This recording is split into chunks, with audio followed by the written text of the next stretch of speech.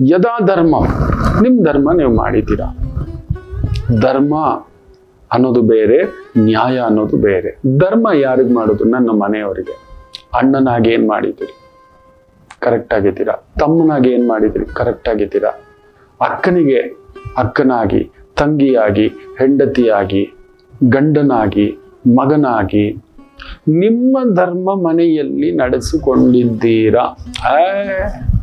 ಮುಂದ್ಗಡೆ ಒಂದು ಮಾತು, ಹಿಂದ್ಗಡೆ ಒಂದು ಮಾತು. ಒಬ್ಬ ವ್ಯಕ್ತಿ ಇವತ್ತು ಕಲಿಯುಗಕ್ಕೆ ಧರ್ಮವಿಲ್ಲ, ಕುಟುಂಬದಲ್ಲಿ ಧರ್ಮ ಪಾಲನೆ ಮಾಡ್ಬೇಕು. ನೀವು ನಿಮ್ಮ ಧರ್ಮ ಪಾಲನೆ ಬ್ರೇಕಿಂಗ್. ಅದಕ್ಕೆ ಲಕ್ಷ್ಮಿ ನಿಂತ್ಕೊಳ್ಳಲ್ಲ. ಯಾವಾಗ ಮನೆ ಹೆಣ್ಮಕ್ಳಿಗೆ, ಮನೆ ಅಣ್ಣ ತಮ್ಮಂದರಿಗೆ ನೋವು ಕೊಟ್ಟು ಬಾಚ್ಕೊಳ್ಳೋ ಬುದ್ಧಿ ಇಟ್ಟರೆ, ನೀವು ನಿಜವಾಗ್ಲೂ ಆ ಧರ್ಮ ಬ್ರೇಕ್ ಮಾಡಿದ್ರೆ ಲಕ್ಷ್ಮಿ ನಿಲ್ಲುತ್ತೆ, ನಿಮ್ಮ ಮಕ್ಕಳಿಗೆ ಹೊಡೆಯುತ್ತೆ.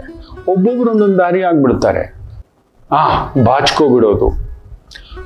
ಅಲ್ಲಿಗೆ ಲಕ್ಷ್ಮಿ ನಿಲ್ಲುವುದಿಲ್ಲ. ಲಕ್ಷ್ಮಿ ನಿಲ್ಲುವುದಿಲ್ಲ ಅಂದ್ರೆ ದುಡ್ಡು ಒಂದೇ ಅಂತ ಅನ್ಕೋಬೇಡಿ. ನಿಮ್ಮ ಹೆಂಡತಿಗೋ, ನಿಮ್ಮ ಗಂಡನಿಗೋ, ನಿಮ್ಮ ಮಕ್ಕಳಿಗೋ ಹೊಡೆದು ಬಿಡುತ್ತೆ. ನಿಮ್ಮ ಕಣ್ಣು ಮುಂದುಗಡೆಯೇ ಹೊಡೆಯುತ್ತೆ. ನಟ್ಟ ನಡು ರೋಡಲ್ಲಿ ನಿಲ್ತೀರಿ. ನೆನಪಿಟ್ಕೊಳ್ಳಿ ಮಕ್ಕಳ.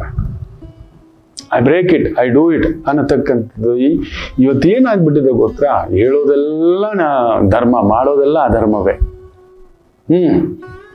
ಮಾಡೋಲ್ಲ. ಇನ್ನು ಧರ್ಮರಾಯರು ಅಂತ ಒಂದು ಧರ್ಮ ಪಾಲನೆಯಾಗಿದ್ದಕ್ಕೇನೆ ಅಂಥದೊಂದು ಭಾವ, ಅಂಥದೊಂದು ಪಟ್ಟಾಭಿಷೇಕ. ಶ್ರೀರಾಮಚಂದ್ರರು ಧರ್ಮ ಪಾಲನೆಯಲ್ಲಿ ಅವರಿಗೆ ಮೀರಿದವರಿಲ್ಲ.